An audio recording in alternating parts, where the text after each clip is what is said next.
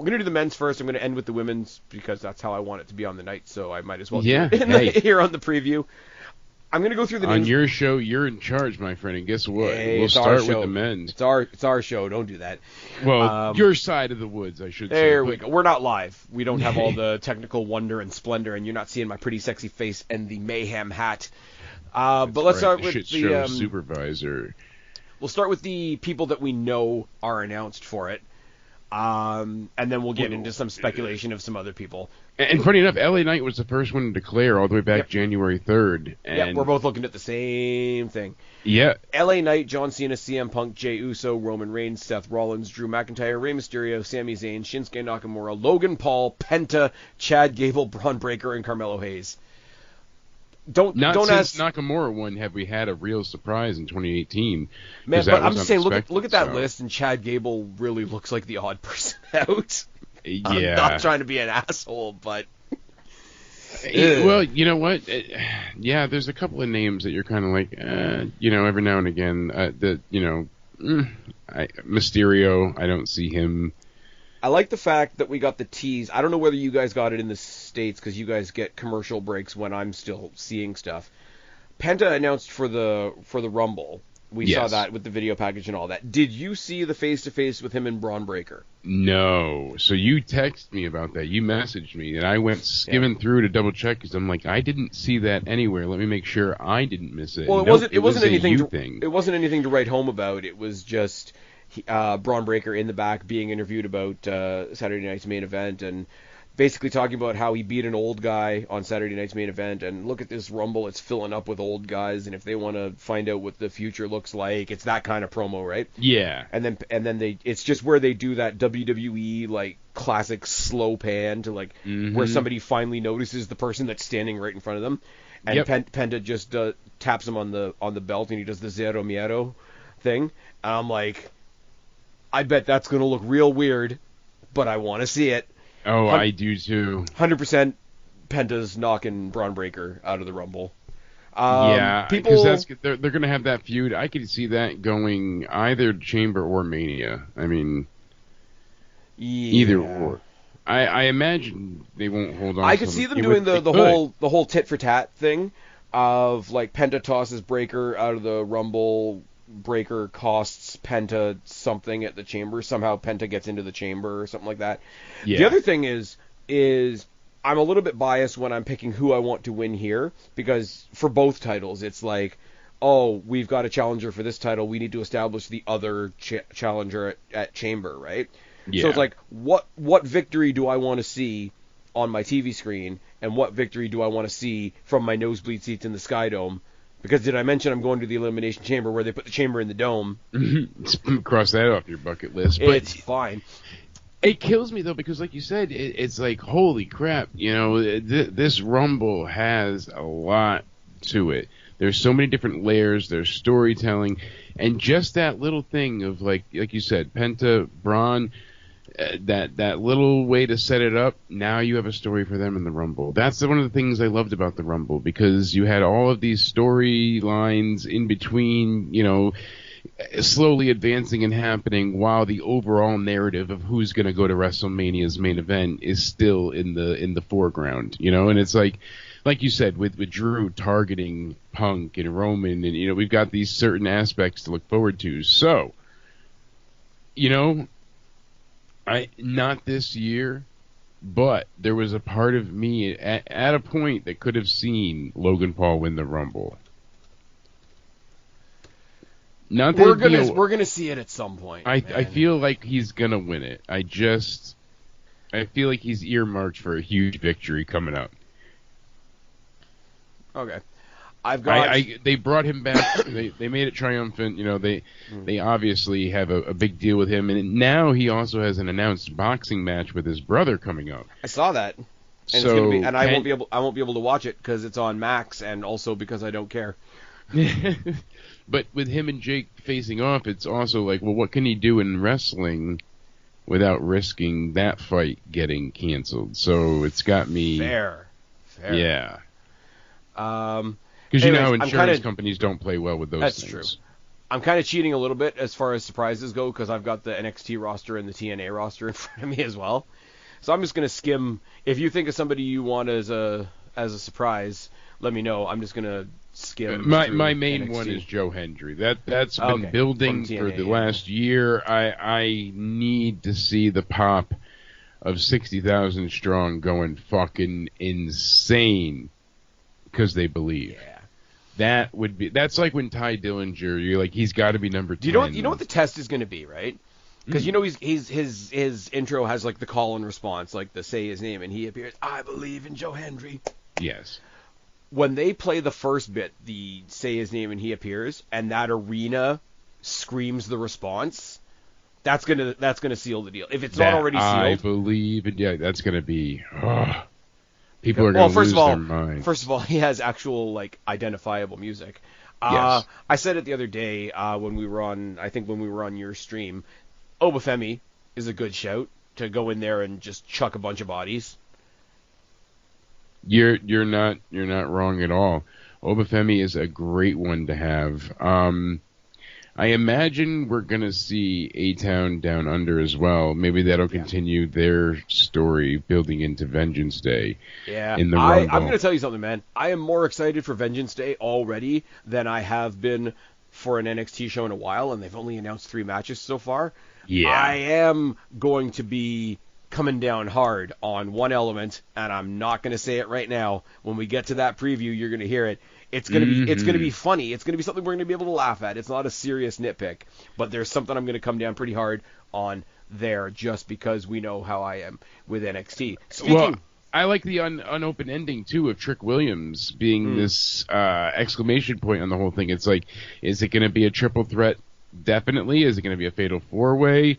Are they going to hold off till Stand and Deliver? Oi, oi, oi. Like, what are we getting here? How are they There building? we go. What are we doing, bud? You know, and who's the NXT hacker? Now that as well. You know, we saw at the end of the broadcast, it said WWE or NXT television, and then it came, you know, it said Vengeance Day. Yeah? Love that. Just such a little wink and a nod for, hey, you're still here. Yep. It's not anything major, but it's going to be something. And that's what I love. All right, the speculation and looking to the future. Okay, now I'm just going down for, like, who could be a fun NXT cameo at this point. Yeah, hit me. Tony D. Absolutely. Lexus King. Another one that's a great name. For the fun of it, maybe Andre Chase. Do we get like a Chase U section in a 62,000 person arena? Maybe. That would be fun. That could be really good. And, you know, I like the way they could do... I go back and forth because you want to see people be utilized in a way that's going to put them over. You know, you want to be able to continue things. Yeah, but there are some people that just want to see them go in there cocky as all hell. This is going to be my shot. This is my rocket launcher moment, and get chucked in 5 seconds. Lexus King can do that. Yes, Carmelo Hayes is one of those too that I could see just getting cocky and tossed out. He announced himself off air when he attacked Cody Rhodes on Raw. Let's forget too. Somebody that could just go in there, like, it doesn't necessarily have to be somebody at the top of the roster, but somebody I would just like to go in and see chuck a couple people around is somebody like a Josh Briggs. Yes, that would be one. Josh Alexander, we have to wonder too. Yep, on the other side. Well, technically not, because he's technically done. He's technically done on the day of the Rumble. So if they debut him at the Rumble, I'm going to pop huge. Yes, Destiny, check it off your Spaz Phoenix bucket list. It's fine. That would be incredible.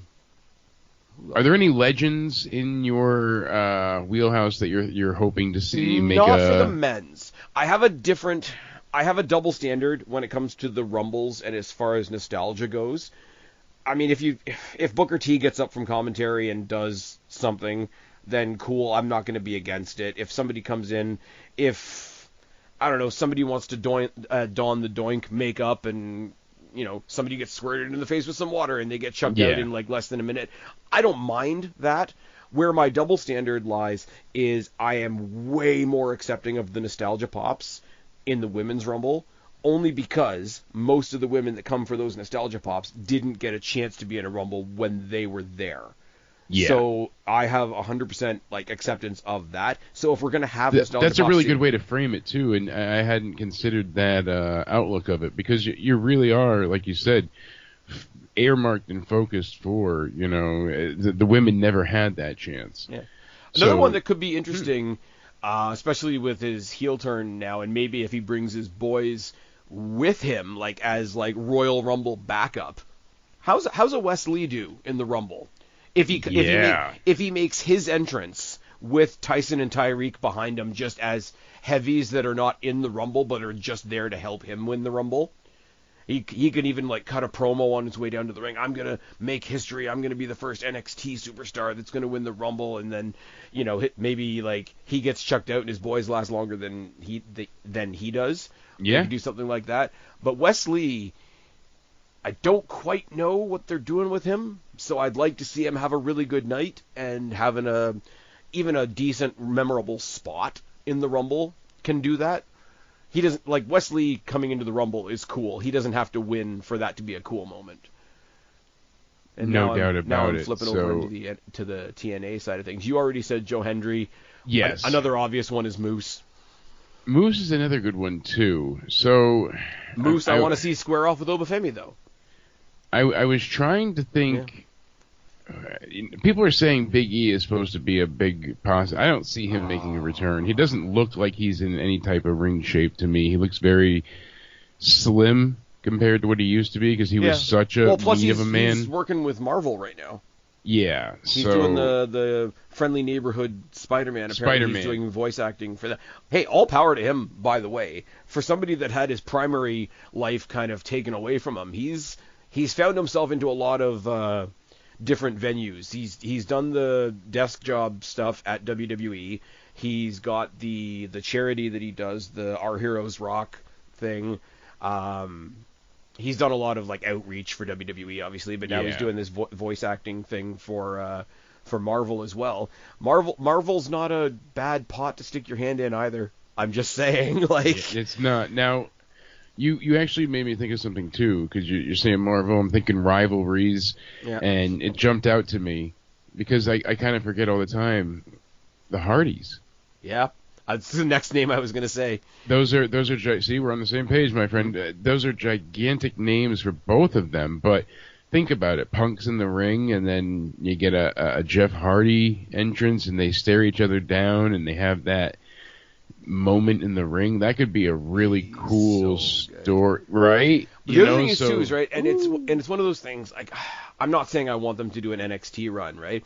But before the TNA thing was announced, they're like, "Oh, would you ever want to go down to NXT?" NXT wasn't around when you guys were coming up, and one of them, I think it was Jeff, said, "Well, I'm kind of a completionist, and I see two titles over there that I've never held," and it's like, I don't want them to win the NXT titles, but I would like them to come in and say that they want them. Yeah, no, I'm right there with you. Makes the belts look important. Moose, give me Moose and Oba with a moment in the Rumble that leads to maybe like a spectacle at either on some insane.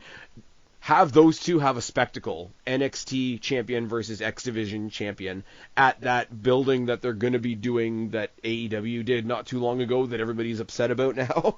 Yeah. Just because. This is how you work with TNA, by the way. Yeah, no doubt. This is how you really do it. Speaking of former TNA talent and then cast out from AEW and then doing great things in NXT, Ethan Page. Yep, Ethan Page. I would say Sean Spears as well. Sean Spears also. Sean the Spears two of as them well would be a nice one, yeah. Yeah, but Page, I want to see him main roster bound sooner than later. Speaking of people that I don't think he's coming over to WWE anytime soon, but somebody I would just like to generally see something nice for, Ace Austin. Yes, they're doing a benefit show this weekend for Chris Bay as well, that's great. They've raised over $100,000 so far. Speaking of people that are injured, horrible segue. Can we have a moment and pray for the ribs and lungs of JD McDonough?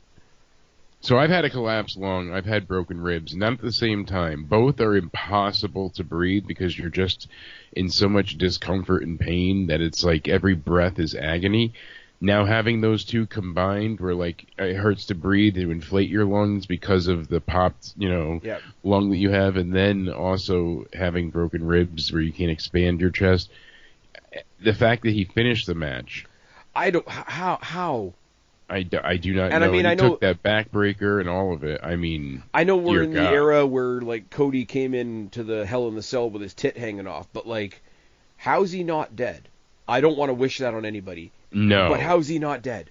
Like how he broke his ribs from the back. How did he not like fuck up his spine? When if you follow him on socials, he's like got a really good sense of humor about the whole thing too. Yeah. Like one of his tweets was like, "Oh, if you're gonna be stupid, you better be tough," or something like that. And the night after Raw, he came out and he said, "Oh, I just want you to know that I don't have a concussion, though I am under like the WWE's enforced protocols for concussion. Don't worry, guys, it's not a concussion. It's just a couple broken ribs and a punctured lung." Like, fuck me, man.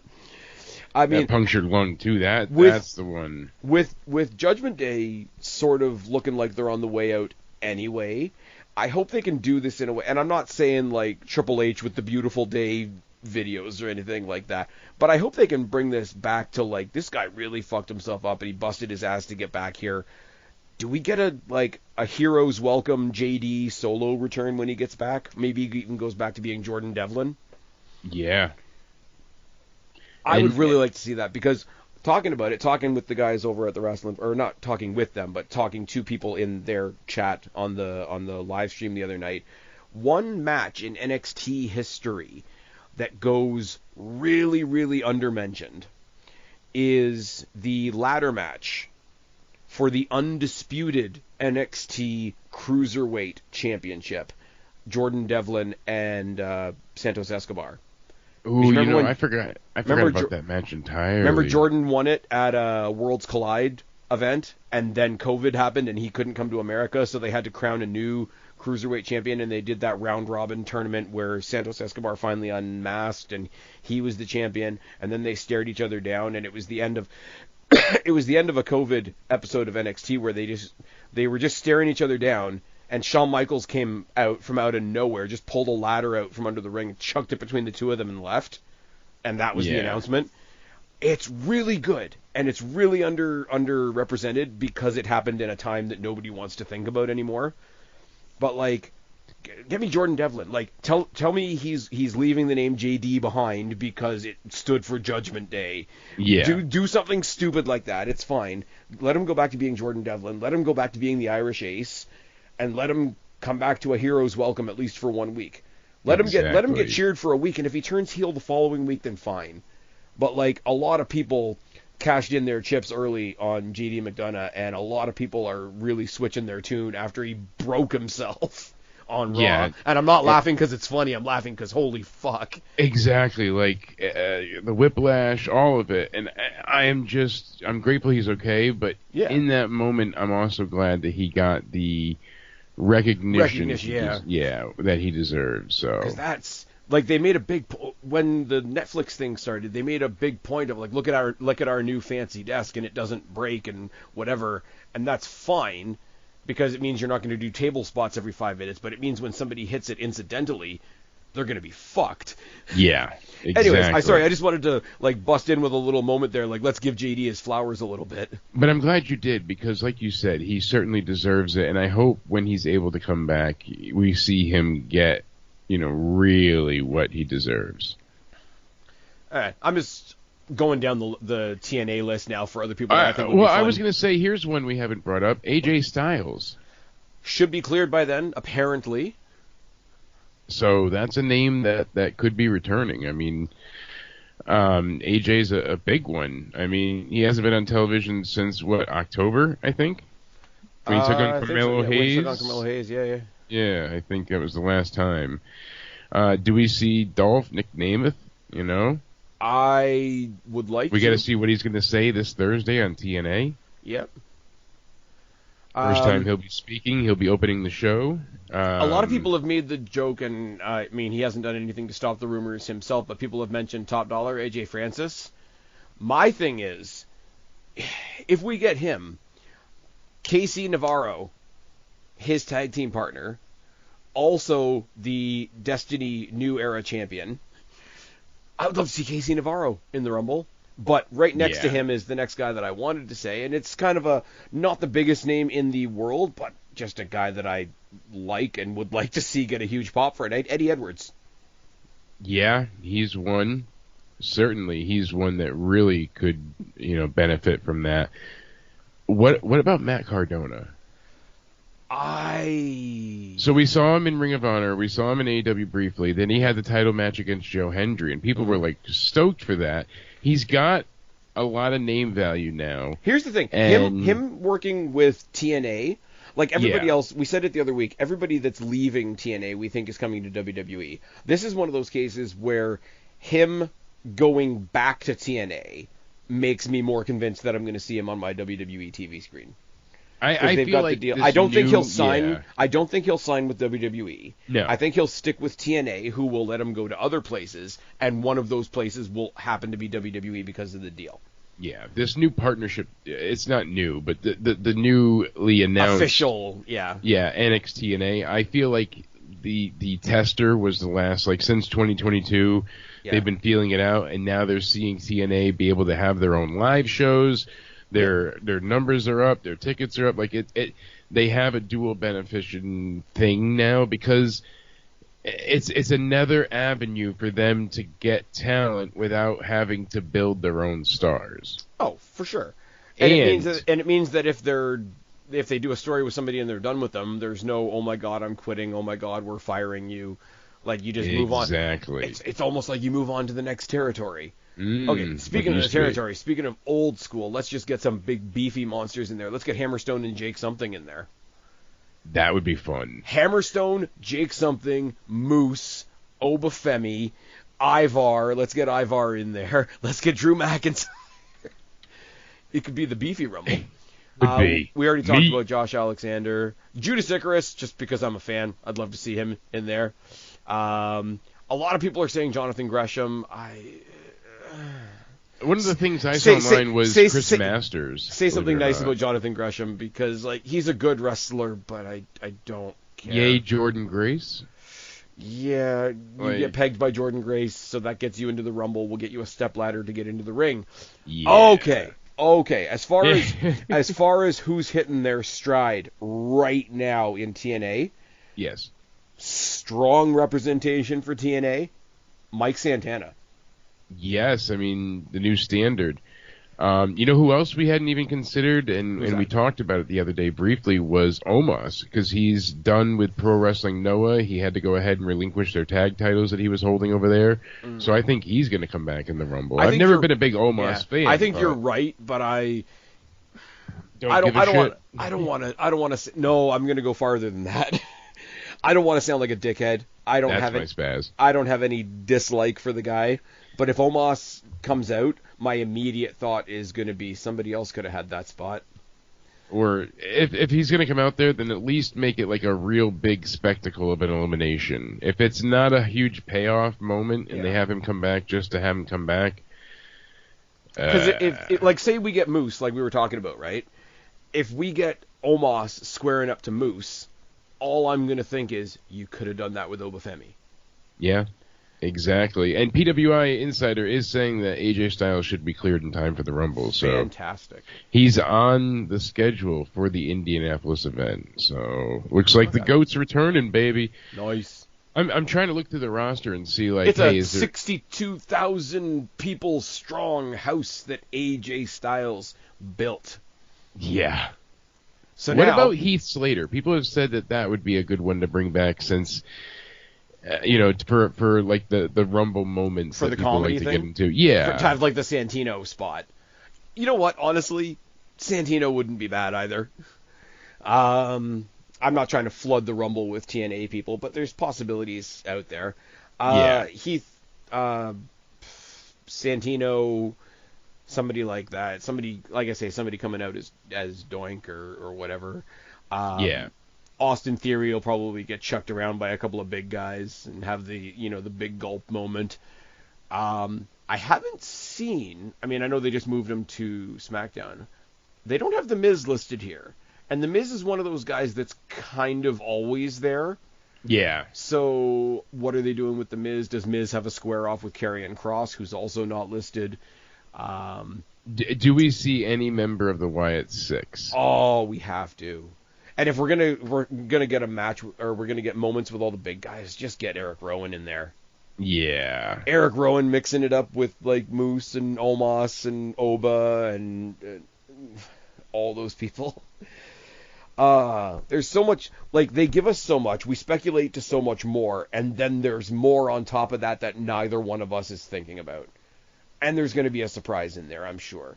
Yeah. And there's the fact that, like, out of the people that are announced, like, I already said it, like, the day that Penta debuted on Raw, I was like, you know what that means? That means we're going to see Penta in the Rumble.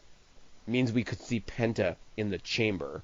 And then big capital letters, we're going to see Penta in Money in the fucking Bank. I know. But that totally skips over the fact that we're going to see, what does Penta look like at WrestleMania? Penta and Braun Breaker. He doesn't even need a title match, but for him just immediately going for the title makes so much sense. Penta Braun Breaker at Mania is something.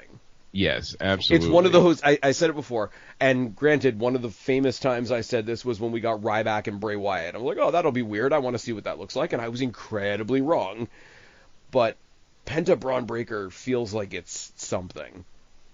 That really, as soon as you said it, I was like, ooh, like every now and again you'll get a match and you're like Braun and Jacob Fatu were like, oh, this could be good, and it was. That one you could kind of put together because, oh, this guy's going on a Wrecking Ball run on Raw, this guy's going on a Wrecking Ball run on SmackDown. Of course they're going to meet each other, but I wouldn't have put Penta in there right away with Braun Breaker. I don't know where I would have put him, but.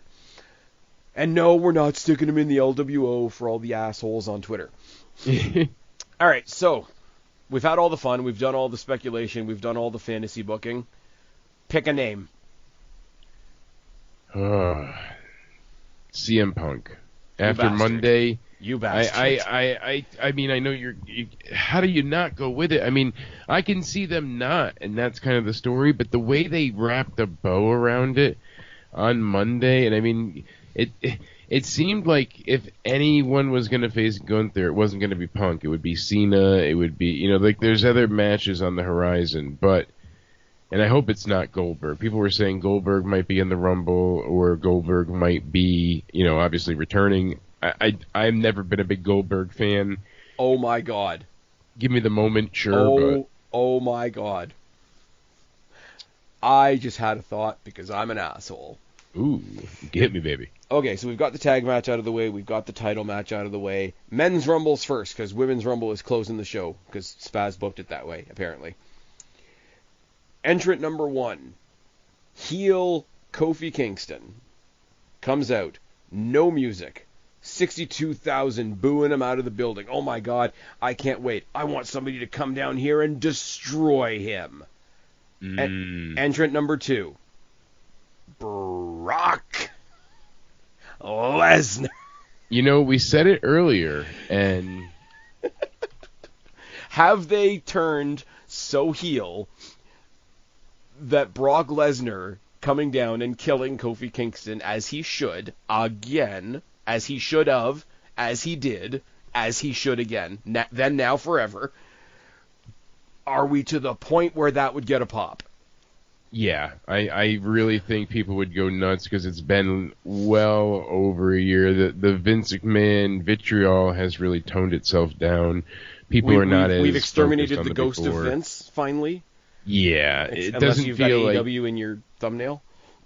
We're far enough away to the point now that it doesn't feel like Vince. It's not Vince's company. There's a different vision. There's a different way of handling things. Like, I'm not delusional. I know he built these things and built it up. We wouldn't have WWE without him. I'm not saying that.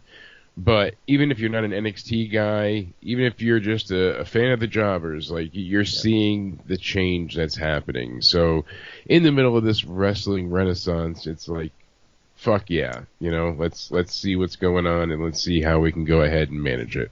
Okay, so here's where I'm torn, right? Ultimately, I want WrestleMania to be main evented by CM Punk versus Cody Rhodes for a championship in the proper main event as the final set of middle fingers to Tony Khan. And I don't even know who I would have win that. I don't even care. I would have Punk win it, for sure. For sure. I'm not so sure. It depends. If they're going to do a heel Cody thing, then I could really see that being like you said. Okay, but if he's gonna go heel, then CM Punk becomes the conquering hero in the 11th inning. That's a story, bro. That's a hell of a story. So that's a story, bro. CM Punk goes to the main event after winning the Rumble, beats Cody Rhodes for the WWE Championship. That's a story, bro. It's a hell of a story. From walking out the night after the Royal Rumble like 10 plus years ago because this place was no longer tenable, to coming back and beating the closest thing they have in WWE to a avatar of AEW for the WWE Championship in the main event, being presented as the good guy. Yeah, Here's the thing. If you ask me in a regular year, well, how should Punk get there? Should it be Rumble or should it be Chamber? Right? I would say the Rumble. And realistically, I am saying the Rumble. I would say the Rumble but I am also a selfish person. And they put the Chamber in the Dome. Yeah, I know, and that's the thing. But there's so much they could do still with the Chamber. I think CM Punk wins his way to the WrestleMania main event at Royal Rumble is awesome for everybody, whether they admit it or not. CM Punk wins his way to WrestleMania in a Chamber in the Dome is great for your buddy. Yeah, that's almost surreal. So if it's not CM Punk, I'm going to swing wild because he just had a title shot last Saturday. I'm going to say Jey Uso, even though I know I'm wrong. Even though I know there's 100 people that are going to win the Royal Rumble before Jey Uso. Give me CM Punk, or if you're saving CM Punk for me in the Chamber in the Dome, it's fine. It's going to be fantastic. We're going to build a Chamber. It's going to be fantastic. Give me something. If you're not going to give me CM Punk, and you're going to give me CM Punk in the Dome, that's the only way CM Punk not winning is acceptable. Yeah. Give me swing wild. Give me Jey Uso. I agree, because I wouldn't want to see a John Cena or a Roman Reigns win again. Because you have to pick somebody as well that would be justified. If you're going to not have CM Punk, you have to have somebody that would be justified not picking Cody Rhodes. And Jey Uso and Cody are buddies. Yeah, Jey Uso, so that works out Jey well. Uso and Gunther, he feels like he's got a point to prove already because he fought him for the IC title and lost. And he fought him for the world title and lost. Yeah, so that's a damn great point, too. There's a Seth story in there somewhere. There's a Sami story in there somewhere. Actually, you know what? Sami's a good shout, too. Sami Zayn went to WrestleMania last year, beat Gunther for the IC title, and he just stares at him and says, how about I do it again for a different belt? For the main, that would be. See, like I said too, and we could even get maybe a slow burn with this heel Sami Zayn as well. Is he doing these things intentionally? Are the haluva kicks meant to happen? There's all these think about nuances. What we're saying. Think about what we're saying potentially here, eh? We're saying potentially that both Cody Rhodes and Sami Zayn could be healed by WrestleMania. Yeah. All right. So we're both picking Punk, and it's not like we're begging a bunch for of it either. No, we're not fighting like where it was like with Roman. We're like, dear God, he's terrible. Turn him heel. We don't need Cody to go heel, but it's the proper. It's intriguing. Yes, but not just intriguing. It's the proper evolution of storytelling. You're seeing Cody be weighed on as all of these defenses and decisions weigh on him so heavily. But here's the thing. Here's the thing, right? Mm. Cody wants to be John Cena, right? Yes. Be John Cena, but better, because they were always scared to turn John Cena heel. Yeah. That's all I'm saying. No, you're so spot we're on. both picking CM Punk, me with some caveats attached.